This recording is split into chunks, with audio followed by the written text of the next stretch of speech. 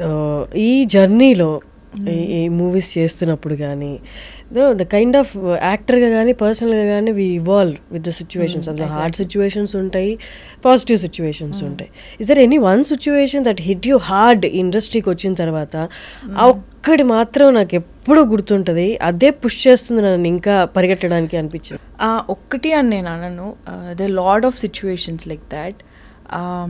అంటే ఇప్పుడు నేను చెప్పినట్టు people didn't believe in me, అంటే యాక్టర్ అవుతాను అన్న ఏదవుతాను అప్పుడు ఏమవుతుందంటే ఓకే అంటే నాకు నా మీద ఒక నిమిషం డౌట్ వచ్చింది, ప్రాబ్లీ ఇది కరెక్ట్ కాదేమో నేను చూస్ చేసుకున్న పాత అని వస్తుంది.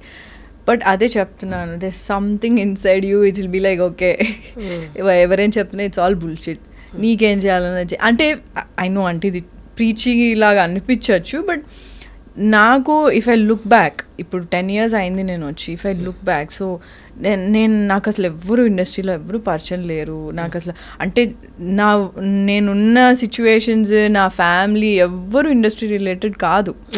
సో నా MBA అవుతున్న టైంలో నేను మీడియాకి వచ్చి వర్క్ చేయడము, మోడలింగ్ చేయడము, అండ్ నేను ఒక మూవీకి ఆడిషన్ చేశాను, దట్ డింట్ వర్క్అవుట్. అండ్ దాని తర్వాత నేను కాలేజ్లో ఉన్నప్పుడే ఈ లైఫ్ ఈజ్ బ్యూటిఫుల్లో చేసా ఒక క్యారెక్టర్.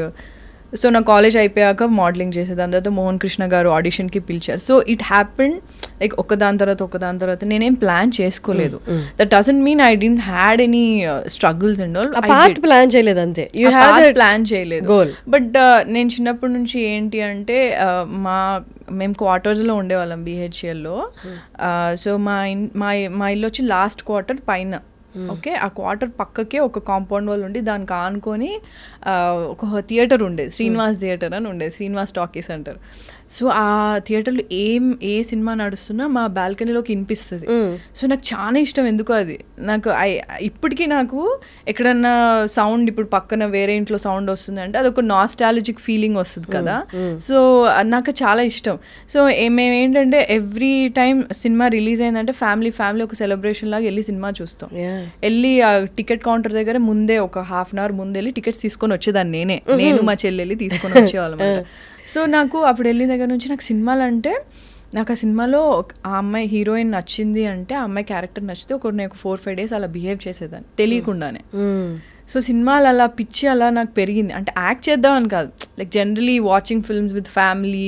సో అలా ఒకరోజు మా డాడీని కూడా అడిగాను, సినిమాలో యాక్టర్స్ నిజంగా వాళ్ళు పాడతారా డాడీ? ఏంటంటే లేదు, సింగర్స్ పాడితే వీళ్ళు మేమే అంటారు డాడీ అంటే ఓహో అయితే నాకు సింగింగ్ రాదు కాబట్టి ఓకే అక్కడ ప్రాబ్లం అయిపోయింది, దట్స్ ఫైన్, అయితే నాకు సింగింగ్ రాదు, ఇది చేసేయచ్చు, ఓకే యాక్టింగ్ ఎట్లా చేస్తారో ఏంటో అని ఇట్లా ఒక చెక్ లిస్ట్ ఇలా ఉండింది.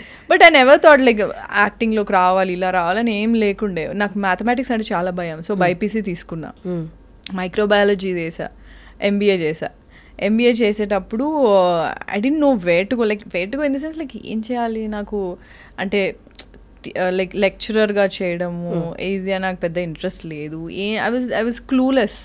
సో సడన్లీ నా ప్రాజెక్ట్ వర్క్ అయ్యేటప్పుడు మైనర్ మేజర్ ప్రాజెక్ట్ ఉంటుంది కదా, మేజర్ వచ్చి సాఫ్ట్వేర్లో చేసా ప్రాజెక్ట్ వర్క్, మైనర్ వచ్చి మీడియాలో చేసినప్పుడు that was the first time ఒక మీడియా ఆఫీస్ చూడడం, అసలు న్యూస్ ఎలా టెలికాస్ట్ అవుతుందో చూడడం. I was very excited. And అప్పుడే నేను యాంకరింగ్ కూడా ట్రై చేద్దాం, నేను అన్ని డిపార్ట్మెంట్స్ ట్రై చేశాను. అంటే ట్రై చేయడం ఓకే వన్ డే ఈ డిపార్ట్మెంట్ చూడాలి ఎలా రన్ అవుతుంది అని చెప్పి. So I tried English bulletin once, I tried TP scrolling, న్యూస్కి టీపీ స్క్రోలింగ్ చేస్తారు అది నేర్చుకున్నా. నాకు తెలుగు అప్పుడు చదవడం ఫ్లూయెంట్గా రాదు. సో రోజు కాలేజ్కి వెళ్ళినప్పుడు తెలుగు న్యూస్ పేపర్ పట్టుకొని మొత్తం చదివేదాన్ని. సో దట్ ఒకసారి తెలుగు బులెటిన్ కూడా లైవ్ ఉంటుంది కదా, తప్పు పోకూడదు కదా, సో తెలుగు బులెటిన్ చేయాలి అని ఉండేది. సో ఆ టైంలో ఐ ట్రైడ్ ఏంటది రిపోర్టర్గా కూడా ట్రై చేశా సెక్రటేరియట్ దగ్గర, పంజగుట్ట బస్ స్టాప్లో ఒకసారి రిపోర్టింగ్ చేశా. అంటే నాతో పాటు ఆ అమ్మాయి ఉండింది మెయిన్ రిపోర్టర్ ఎవరైతే, I just wanted to experience it అనమాట. ఇట్ వాజ్ అంటే that's all real right, like వెళ్ళి నిజంగా నువ్వు జనాలతో మాట్లాడుతావు, it's interacting, it's very helpful no. అంటే ఇప్పుడు ప్రొఫెషన్ కూడా చాలా హెల్ప్ అవుతుంది. ఐ మీన్ అంటే నాకు అప్పుడు అంత ఏం తెలియదు, I was just fascinated with the whole media thing. So ఇంటికి వెళ్ళగానే మా డాడీ మమ్మీతో చెప్పేదాన్ని, ఇట్లా న్యూస్ ఇట్లా అవుతుంది డాడీ, ఇలా వస్తుంది డాడీ అని చెప్పి.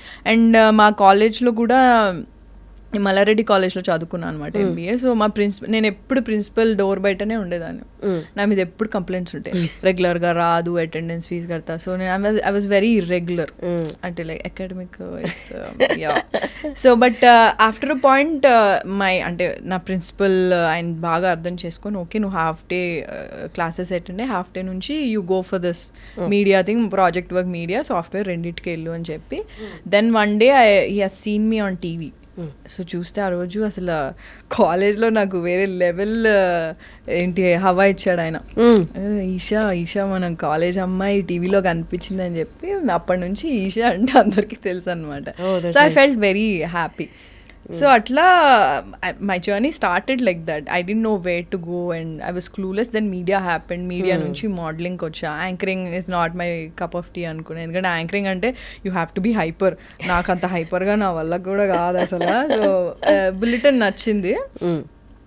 మోడలింగ్ అన్నది somehow I liked it because అంటే డిఫరెంట్ క్లోత్స్, డిఫరెంట్ గెటప్స్ కాదు, జ్యువెలరీ వేసుకోవచ్చు, డిఫరెంట్ అవుట్ఫిట్స్ వేసుకోవచ్చు, it's posing and also I liked it. So it started like that. And Mohan Krishna గారు నా పిక్చర్స్ ఫేస్బుక్లో చూసి, and they was this manager అనమాట, అప్పుడు సాయి అని ఒక మేనేజర్ ఉన్నారు. సో ఆయన నా పిక్చర్స్ చూపించారు, అండ్ దెన్ మోహన్ గారు ఫేస్బుక్లో నా పిక్చర్స్ చూశారు. So it started like that. అక్కడ కూడా నేను వెళ్ళినప్పుడు అబ్బా నాకేం రాదులేదు అన్న జోన్లోనే వెళ్ళా.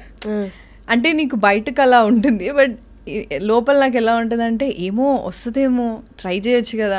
There is always is conflict అనమాట. నీ మైండ్ అండ్ హార్ట్కి ఎప్పుడో కాన్ఫ్లిక్ట్ ఉంటుంది కదా. So that always use to happen with me.